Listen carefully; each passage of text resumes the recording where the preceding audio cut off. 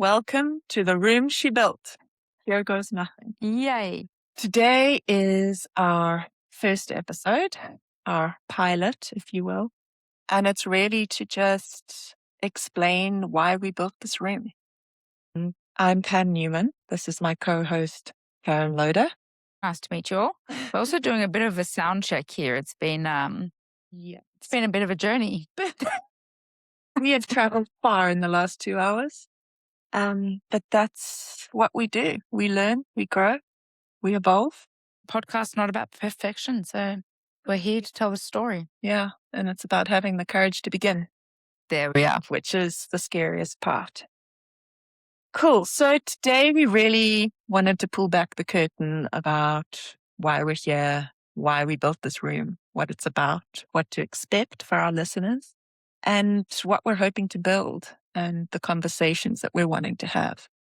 So, Karen, let's start with the obvious question.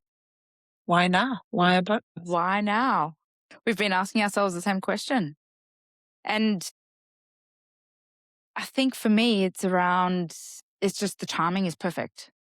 You and I have been ruminating on this for a very, very long time, dropping those seedlings across the way. And I think it's finally come to fruition. And I think with my experience working in the hotel industry for so many years and being heavily dominated by people in high places with big networks, particularly in the luxury hotel space, and then moving across to Palabora out of all places.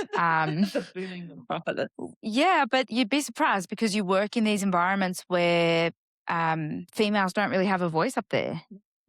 No, surprising. So that's where it all kind of stems from. And if you don't have that voice and that room to speak to or speak within, you're just knocking down on a wooden door for a very, very long time before you launch through that glass ceiling, you know? So I think for me, it's around just knowing that there's no, like, it's not a polished version. It's hearing women's stories, people's stories, for their road to success. What about you? So I think for me, I'll give a brief background. I've been an entrepreneur for 10 years now. It's not a linear path. Not every business that you dabble in succeeds, but every single one of them paves the way for learning and growing and development. And I know when I started out, and even when I was working in corporate and in my career, like, there was never anyone who could be a mentor for me. I never, ever worked with anyone who inspired me or taught me or, kind of paved the way for me. And I just felt it was a constant struggle to try and get my name out there or to try and make a success of myself. And all I ever wanted was someone to hold my hand along the way. It was just fucking painful. I think it's also my personality type. I'm always going to be swimming a little bit downstream or across the tide. And all I've ever wanted is community and to hear the stories of other people who are struggling and other people who are trying the things and what they've learned and like the little successes and wins that they've had that maybe they could help me with or, Anyway, so it's been a struggle. And all I've ever wanted is to have a community to share and to learn and to uplift each other. And so I was saying, like, well, if I don't have that, then I'm going to fucking build it. And I've done it in little bits and ways and, throughout my career. And I've always been a firm believer in sharing knowledge and things that I've learned, I've passed on willingly. And I've run workshops to help women entrepreneurs with the icky, sticky stuff that isn't spelt out to you. So it's always been very core in who I am. And I feel like this podcast is like the up level and next iteration of that. I believe in community and I believe in women and I believe in the power of connection and community and never in competition. Like we can collaborate. And we don't want the highlight reel. Pretty, you don't give a shit about how good you look on Instagram. Yeah. That's why I'm not on Instagram. We'll get in there. But I don't want to see what you ate Yeah. in a day. Yeah. And if we do, I want to see what you really ate in the day. And I think that's the key is for us, it's around authenticity and what's real. Yeah. Those are the They're conversations. the we need to have because, yes, we're going to speak to successful entrepreneurs. We're going to speak with people who have experienced the failures. We're going to speak with people who have been very lucky and maybe didn't have many obstacles, which is also fine. But it's going to be great to, I believe, showcase, to your point, it's not a linear path. And everybody gets to a destination, but you've got to have a vision to get there. Because without a vision, you're just shooting for the stars and just hoping to get there. And you don't know which star you're hitting. You've always said a quote to me, I'm going to butcher it now, but it's around the thing of everyone can see the success that you are now, Mm. but no one's seen your story 10 years in the making. Yeah. And it's messy and it's not a straight path. And we don't do it alone. And you're doing it well, raising a family and building all of the measures you've built. Yeah, everyone sees the final result. So it's really intimidating for those who are trying to start out because it seems like such a monumental leap to get Yeah. yeah, I mean, maybe you could talk to that. Like, what has been your experiences over the last 10 years and beyond, and what you've built? So I grew up in Sydney. If you can't tell by my Australian accent, that's now morphed into a South African accent. Yeah. Yeah. And I've always been incredibly sporty and competitive and just driven. And I think it comes from, seeing my folks when we were younger in an entrepreneurial, but more of like a solopreneur environment where I used to see my dad, working 2, 3 o'clock in the morning and then back up again at 5 a.m. So like for me, it's just ingrained in me to see that and to just work in that environment. And, I worked for the Four Seasons hotels for 10 years and started as a little switch bitch when I was 18. This like had no idea what I was doing and my language was horrific with the Australian slang. And I was lucky enough to have a mentor who really drummed it out of me. But, working within that environment and then being in Sydney, moving across to Austin, Texas, going across to Toronto, and just really learning the culture of excellence and service. And also, my mentor back in Sydney once said to me, like, Karen, you don't need to be seen to be seen.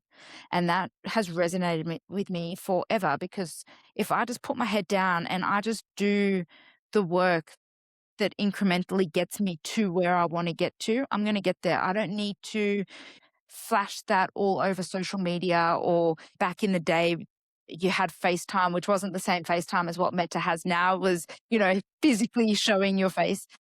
So for me, that really was the beginning of everything. And I've always worked super long hours and I've always, just put everything into what I'm working on in that point of time. And then, moving across to South Africa changed a lot of that because then I went into the conservation space. I fell in love with Africa. I remember landing in March of 2014 and yeah, Rory took me straight through Dullstrom, straight to the bush up there in Palabora. And my most vivid memory was driving through these streets in inverted commas.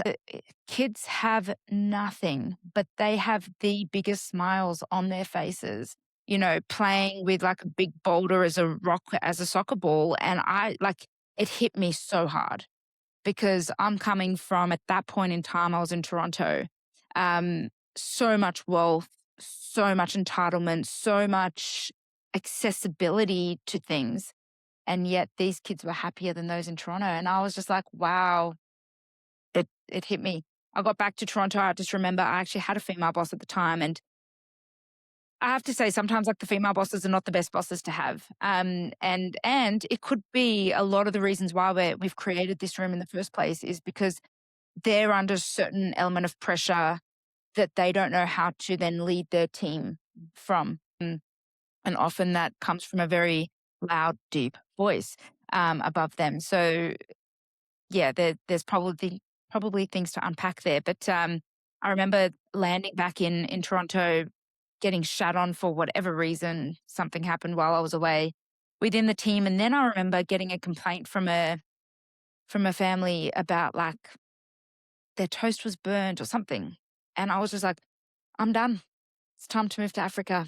And I packed up and I left. And then yes, spent 3 years in Palabora. We started a luxury travel business called Unearth Experience, which my husband runs now. And we moved across to Johannesburg back in 2018, and then had the opportunity to open up the first F45 in Gauteng. And that really is what changed the trajectory of my life. And that's where I was able to really start building these communities and meeting these members that had such powerful stories um, that just inspired me and just drives me every day and just gives me, gives me purpose. So very lucky to be where I am today. And, 2024, we started the franchise rights here in South Africa for F45. We've grown the network from 12 to 25 studios now, and continuing to grow. So now I get to lead a team of franchisees who are able to create that same community and that same network and inspire those people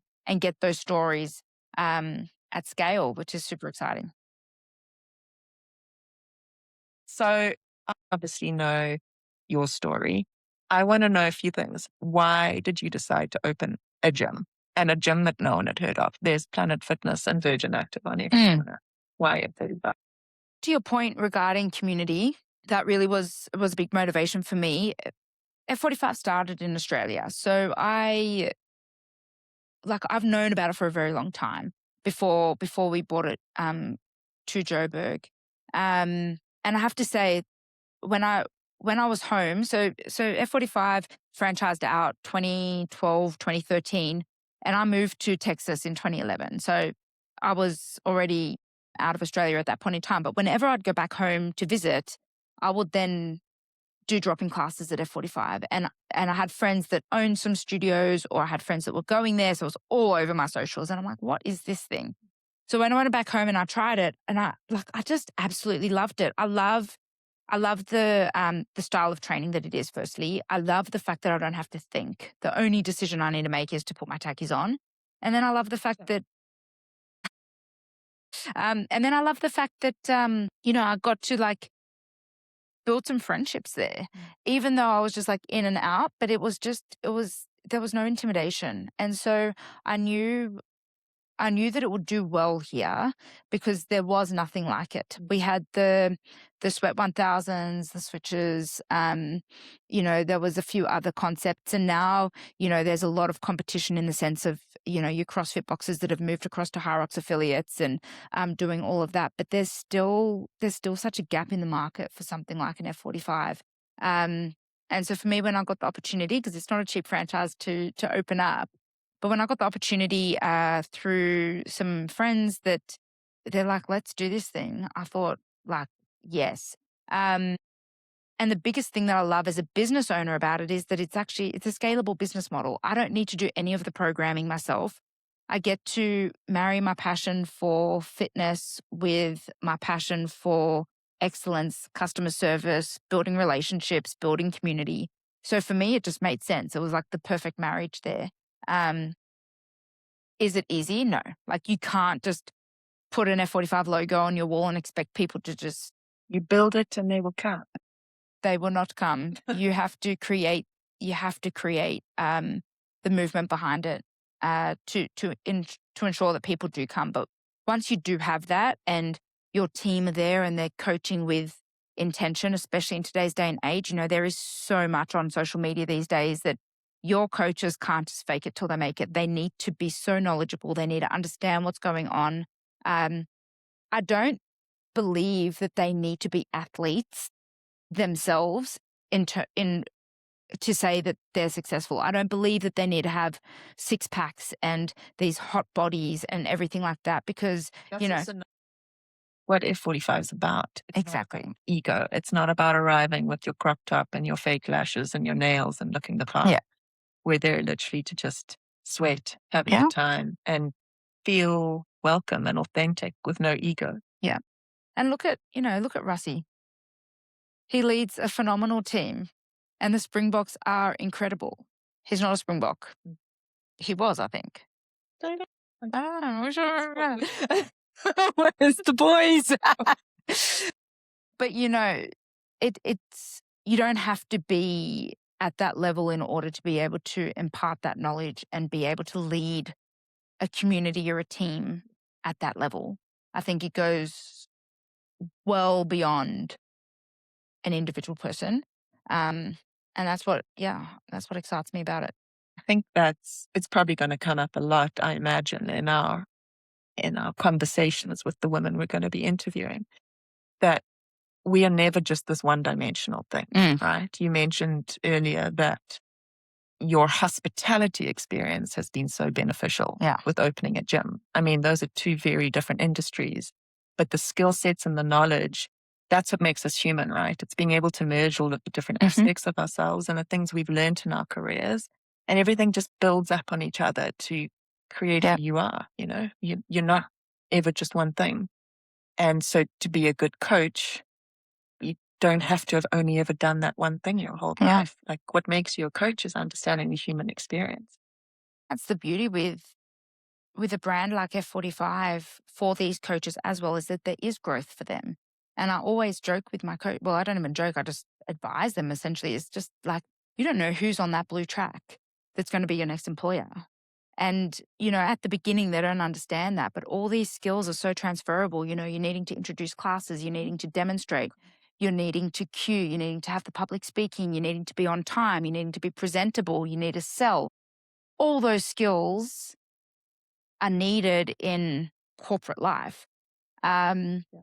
And so in order to be able to do that and present themselves well, I'd like to think that, that we play a big part in that when our coaches do leave, that they feel that we've been able to empower them to be able to take that next step and learn, and that they've taken what they've learned.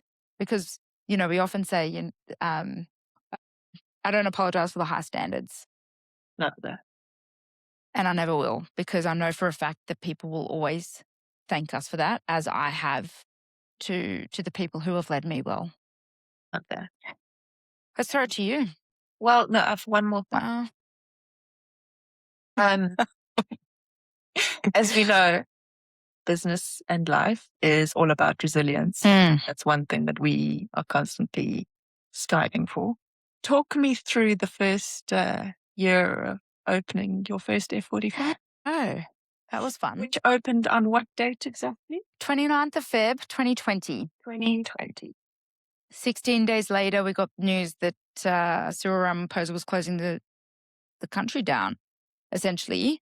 Also happened to have a baby in that time as well, on the 12th of March. So 12th of March, Elizabeth was born, and I think it was the 16th or so that they shut things down. And then it was like the 26th that everything was shut down. So yeah, we had to navigate some rough seas there. Back to the fact that we also had a travel business. So travel and fitness were probably the two businesses that you didn't want to be in. So that was, with a newborn and a 2-year-old, that was rough. And the funny thing is when I opened up F45, it was like, it's come such a long way from a franchise perspective. I opened those doors metaphorically, and it was just like a shell. And I was just like, what is happening? And so I built a lot of the processes and the systems to start to like really create a business here. And so that was quite surprising to me. And then to have COVID, I look back on it now, and it's actually was probably the best time of my life. That whole period, it allowed us to slow things down quite substantially, to have time with a newborn baby and a 2-year-old. Those first couple of weeks were rough because we had around 87 foundation members, all of 87. Yeah, that was good, but all of them cancelled except for 3. Yeah. And part of that is you can't play the scarcity game. So for us, we had said it's absolutely fine. No contracts, cancel. I still paid my staff. We still had to pay rent. It was rough. The franchise came to the party, though. We didn't have franchise fees and things like that during that time, but it was really, really tough. So when we reopened back up in that, I think it was like August or something, and like you could only have 6 people per session. It was just such a slow slog. So yeah, but we got through it. And again, I think the mindset was everything, because I am really, really a true believer in that abundance mindset. You have to believe that there's something on the other side of it, and this isn't being done to you, it's done for you. And it worked. Like some of our competitors down the road, they all charged their contract fees and they didn't allow people to pause, and they were saying, I'm sorry, you're within a contract. And You're trying to get customer loyalty, yeah. leading them dry for a service they're not getting. And what do you think happens once their contracts come up? Yeah.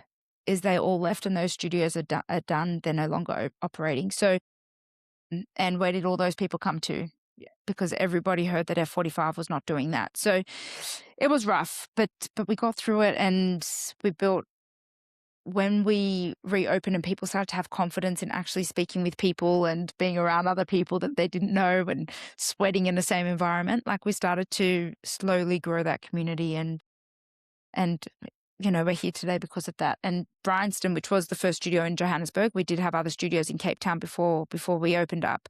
It's the highest performing studio in South Africa now, and that's not done by mistake. Yeah, I mean, yeah, don't want to be a fangirl, but it changed my life. And here we are. Yeah, and here we 6 are. years later. Exactly. Took us long enough. And for you, F45 played a big part for you, but talk us through your story. So I was born in Joburg a long, long time ago. No, I started my career. I mean, I dabble, as you guys will find out, raging ADHD brain, which means I'm a collector of knowledge and hobbies, and I never stop learning. But I started my career in graphic design, of all things. Worked in London for 6 years, which was so much fun, so messy. Yeah, I was, again, as you mentioned, very rough, very South African, very blunt, and go straight into a work environment in the UK where everyone's ever so polite, and one has to learn how to phrase an email correctly, so not to piss people off. And you didn't have ChatGPT then, when you can be like, hey, asshole, can you make it nicer? So it was a lot of perhaps, maybe, possibly, could you consider. Yeah, so that was the foundation of my career. And it was just never enough for me. I was like, I've always had this urge and this calling that I have to be more, I have to do more, I have to build something important. And so sitting behind the scenes as a designer, while it fed my creative side, it never fed my intelligence, and it never fed my drive. Yeah. So yeah, as much as I tried and pushed to develop my career as much as I could, I just kept getting stonewalled because people love to pigeonhole you, and I could only ever be one thing. Right? Anyway, I eventually, after 6 wonderful years in the UK, moved back to South Africa for family, to create a base, I think. In the UK, or in London specifically, it was the land of living in a house share. We know how that works. It was too much. Anyway, yeah, I moved back to South Africa and went straight into hardcore South African corporate for 3.5 years, which was the hardest thing I've ever done. Again, the things I didn't know about myself at the time, trying to fit an ADHD brain into corporate office hours under neon lights in an open plan office, sapped my soul. In a time that ADHD was probably not so. Yeah. And I had my suspicions, but I'd never really known that about myself, right? So shock horror, I was miserable. It was also a very, very tough environment. It taught me many lessons, which I'm sure we'll touch on. But yeah, I eventually, at the end of I think it was 2016, I dumped my boyfriend, quit my job, and hopped on a plane to Bali. As they do. I didn't know anything other than I knew I probably couldn't ever work for anyone else again. I knew that I was completely depleted, and I knew that I was living a life that was completely inauthentic to who I was. So from that day forward, I made a vow that no matter what work I found myself doing, I would never allow it to constrict who I am as a person. If I will be in meetings with clients and I am dropping the F bomb because that's who I am and that's how I talk.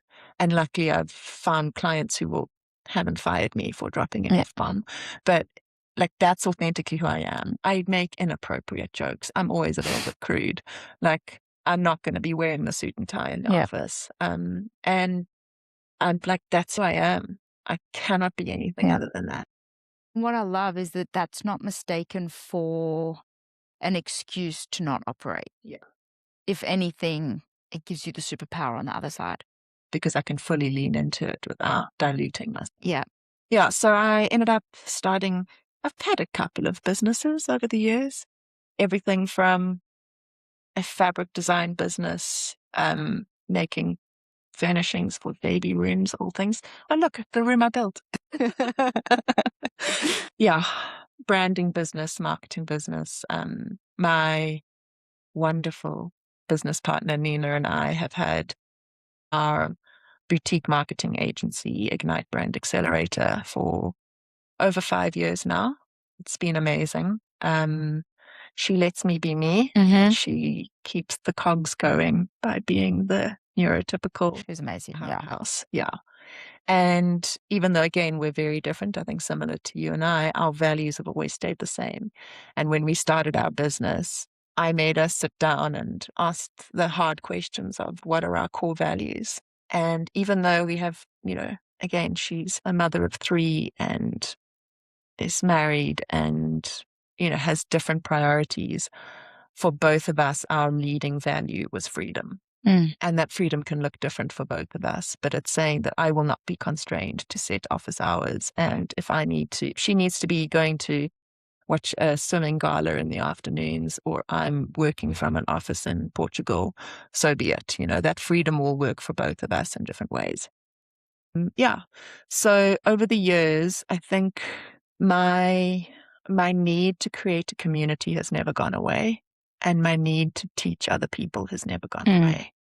So, I've continued to run workshops with companies, with individuals, training them on how to start their businesses or how to realign their businesses if they've been running them for 3 years or so and just need to kind of figure out what their next step is, what their next up level is. I'm also now a qualified business coach, which has been something it's always been so close to my heart and something that I've always wanted to do. Because again, businesses are not businesses are people. And you can't have a successful business if the person behind the brand is crumbling. Yeah. It is so important. And we see it even with big companies that we work with. If the inner workings of a business are not aligned, your customers are not going to buy from you. Like energy is everything, and people can sense when the energy inside a company is not right. And that energy comes from leadership. And if your leadership is derailed or crooked or not aligned with the vision that they say is the vision of the company, customers can feel that. And I think that's why I'm so passionate about the business coaching side of things, because in order to fix a business, you have to fix the people. And that's what I'm passionate I love that. And it's not, you don't always need the entrepreneur. No. You need the integrators. You need, and so for us, with the conversations that we're going to have in this room, it's not just about people that have built these successful businesses. We're creating a room to give women a voice who didn't have the permission to do so, or they didn't ask for permission. They've just walked right in. What do you define as permission? I think there's a number of thoughts that come to my head, and the first one is how they perceive themselves. I think in so many regards, it's actually we hold ourselves back more than anything because we're scared of what people may think. Yep. It's that imposter syndrome. And as much as those words are so overused, they're huge. We never feel like we have a place or that we deserve to be there or that anyone wants to hear our story, because who the hell are we? Yeah. You weren't born into that network. I didn't go to a private school. I did. So. Oops. I didn't have those networks. I didn't have the people. I remember it was actually my dad who said it to me. He said, Karen, like, you know, there was always that saying of around like opening doors, and you know, you're needing a network to open those doors. And I remember my dad said to me, like, Karen, if you get your toe in there, you hold that toe. And I still remember that because I didn't have the access. And I think in today's day and age, people have access far easier than we ever have before. So there's actually not a huge amount of excuses anymore. It's not, you know, it's not the same as what it was when we were young, in the sense that, you know, the only way that you could be in a room is to physically be in a room. Where today you've got access through podcasts, you've got access through your TikTok videos or your Instagram reels, or, you know, Zoom chats and LinkedIn and masterminds. You know, I'm part of a mastermind now that's based in Australia, sitting here in Johannesburg. So yes, the time difference isn't great, but I can still be in those rooms and learn and better myself. So yeah, I think in today's landscape, things change a bit. And you? What was the question? You asked, what does permission mean? That's the ADHD brain. That's the 10 ping pong balls going in your... I think so often permission isn't an external thing.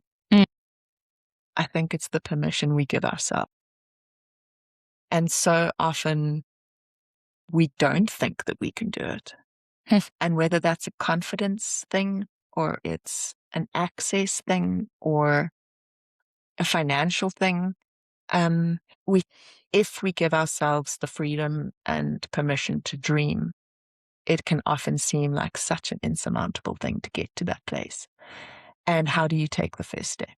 It's terrifying. And I can often like envision the final stage of what it's going to look like and how great it's going to feel. But the steps to break down on how to get there and like take that first step, giving yourself permission to take that first step, even to dream. I mean, it's huge. And it's a confidence and courage thing as well. And that's, I think, where a lot of people, maybe specifically women, really struggle because we didn't grow up in a society that says that women can be anything. Yeah. It's changing, but fuck, it's changing glacially slowly.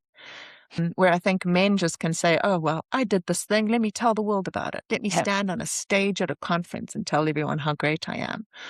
A woman in the same position will often say, well, who the hell am I to stand up there? No one wants to hear my story.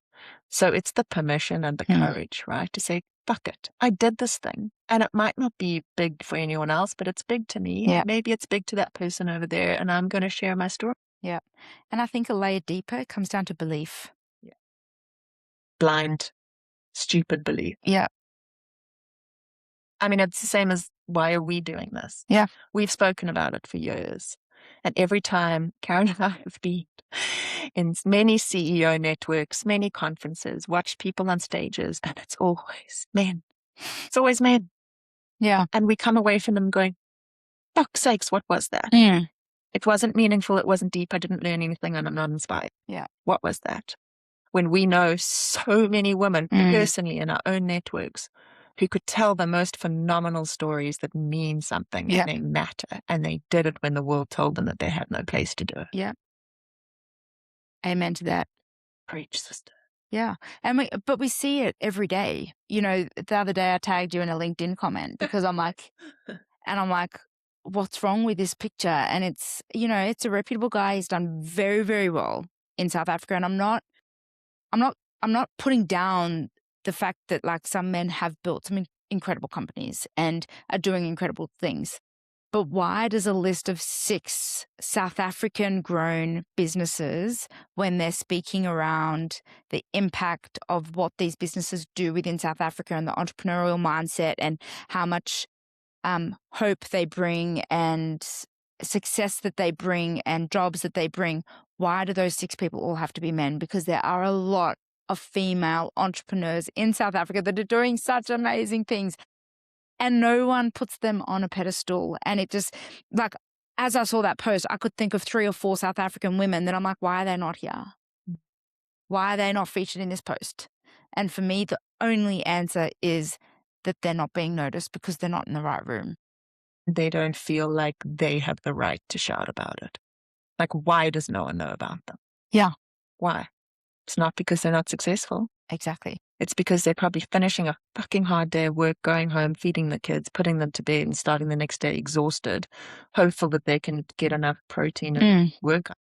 And do it again. Or just busy enough leading a life where that's enjoyable and that provides them with energy. And the next day they are energized and they're just like, well, it's just not the room that I'm in. We'll find out. We'll find out. Follow along. Yeah, which I'm very, very excited for. Should we do a little rapid fire? Let's do it. Karen, what scares you most about doing this? I think, for me, my biggest fear on this is just the consistency. Yeah. Like, I'm actually so energized. I love this. I cannot wait. Like, the guests that we have in mind, I'm pumped. Like, I'm so excited. For me, it's just, it's like finding the time and being consistent. And I know for a fact that we're going to be great. But that's probably the biggest thing for me. Yeah. What's a topic women aren't talking about enough? I think, sure. I think money.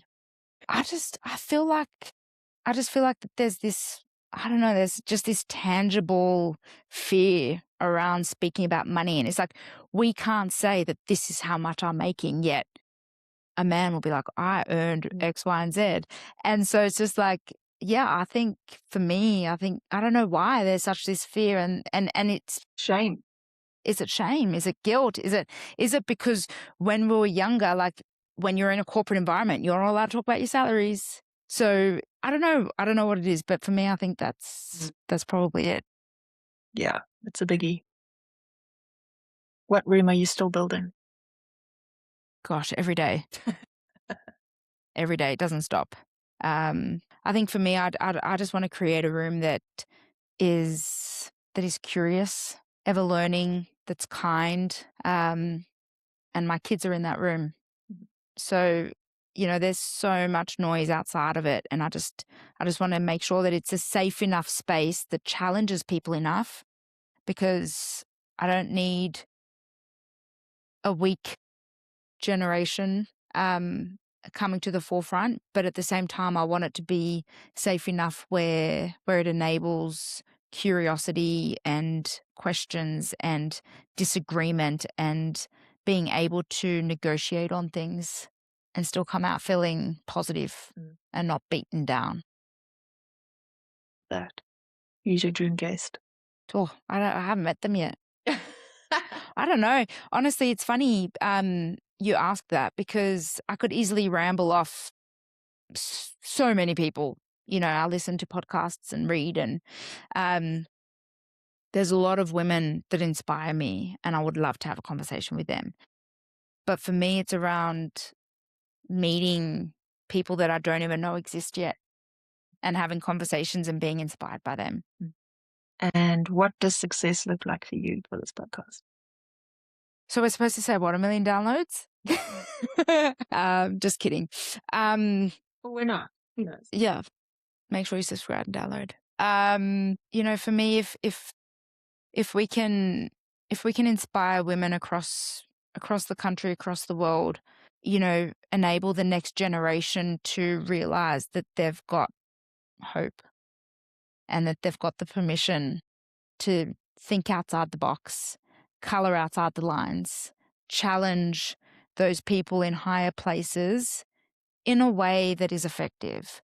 I think there's a very fine line between challenging leadership and entitlement. And I think that line gets blurred quite a lot in today's day and age. So I think just figuring out how do you teach that and allow people to have the permission that they're looking for, even if they don't realize they're seeking it. So Pam, let me ask you, what's the conversation you're most excited to have? Think for me, the vulnerable ones. again, we're not here for the highlight reel. We're not here for the pretty end to the final version of your life and your story and tick box. Now you're done. I think I want to show the messy middle. I want to show everyone that you're never done. We're constantly working and striving and trying to get somewhere. And sometimes we hit a brick wall or we have burnout. And for me, I run out of energy and I physically can't do the things to get where I need to go. And it's showing that, again, it's not linear. It's bumpy. It's messy. And I'm so excited to have those conversations with real women who've traveled the path and have done the things even when they weren't perfect. Because that's what it's about, right? We're never finished. Yeah. Yeah. Love that. I can't wait for those conversations. And then what belief about women needs to change?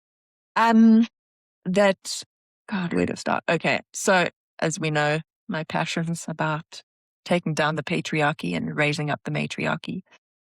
It's the belief that men were supposed to be leaders when every bit of evidence in history has shown us that women are naturally the leaders. We're the matriarchs. If you look at every animal species on the planet, the women are the leaders, the female elephants, the female lions. We are the ones that are the natural protectors. We are the ones who will defend our children with that bear-like ferocity. We're the ones who are naturally the protectors, the defenders, and the leaders. And in the patriarchy, we've been taught that to be submissive and taught to swallow our opinions and our power. And we haven't had the permission to do the things. Obey. That word. Yeah. And I think,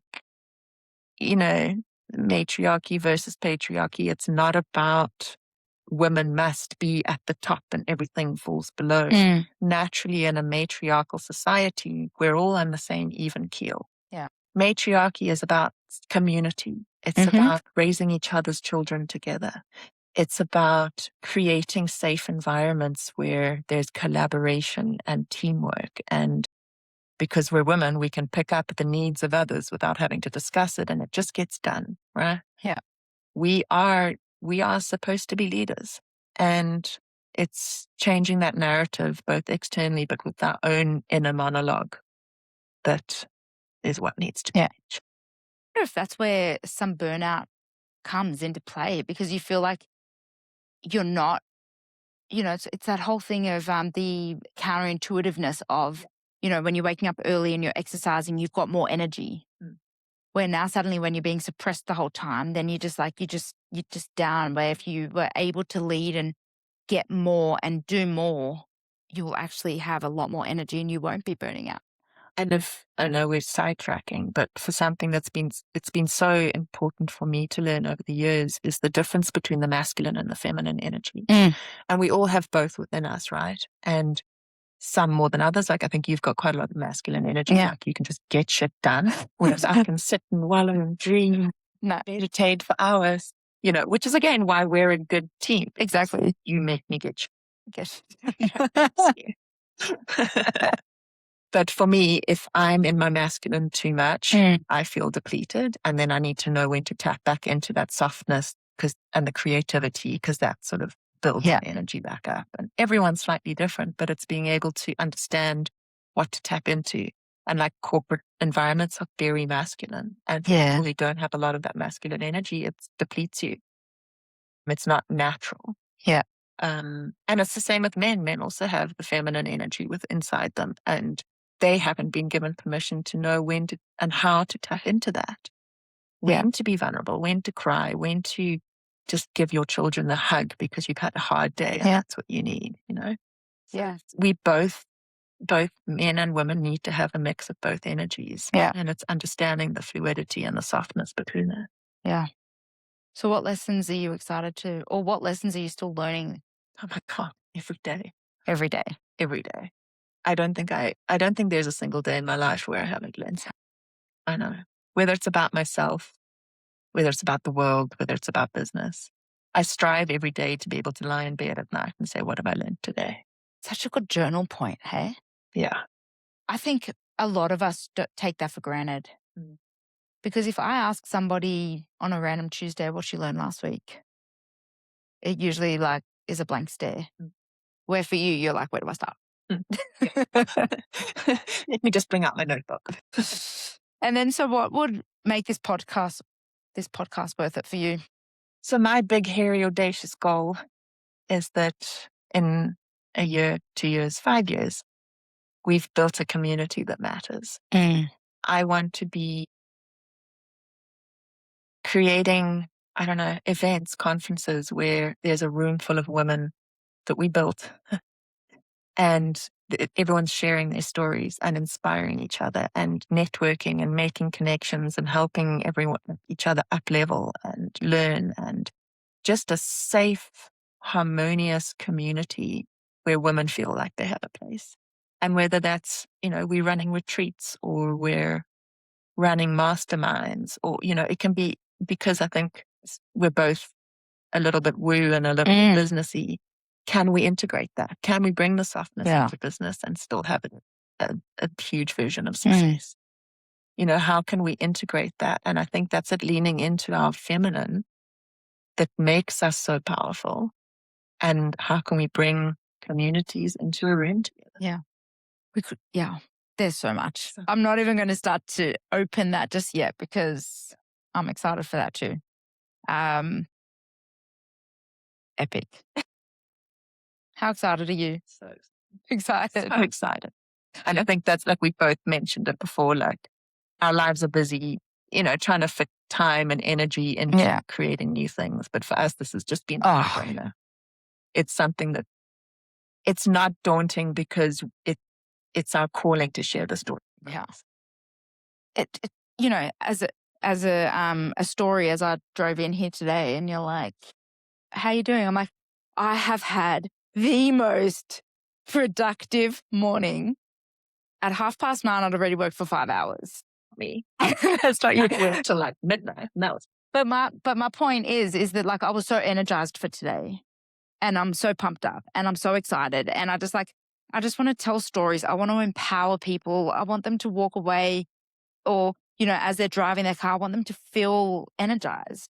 And I'm excited to be able to be part of people's lives, even if it's just for 45 minutes a day or every second week, whatever that might look like. And I think that's what's been so important about us starting this, is we're a little bit tired and jaded of hearing maybe microphone.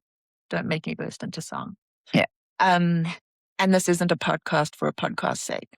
It's not a podcast it has no ulterior motives other than to share the stories that matter. And they're not our stories. They're the stories of phenomenal women throughout South Africa and beyond. Yeah. And that's what vibes us up so much, right? Like we can never get tired of sharing these important stories. Yeah, it's a podcast for women building businesses. It's a podcast for women building families, for them building communities, for them building themselves up. Can't wait. Let's do it. Let's do this. All right. So whether you are leading a company or navigating motherhood, changing careers, simply trying to figure it out, looking for a bit of inspiration, looking for a community, looking for ideas. The room you built, the room she built, the room she built is the podcast. There's a seat for you at the table. Yeah. We can't wait. Let's do this. Cool. Signing off.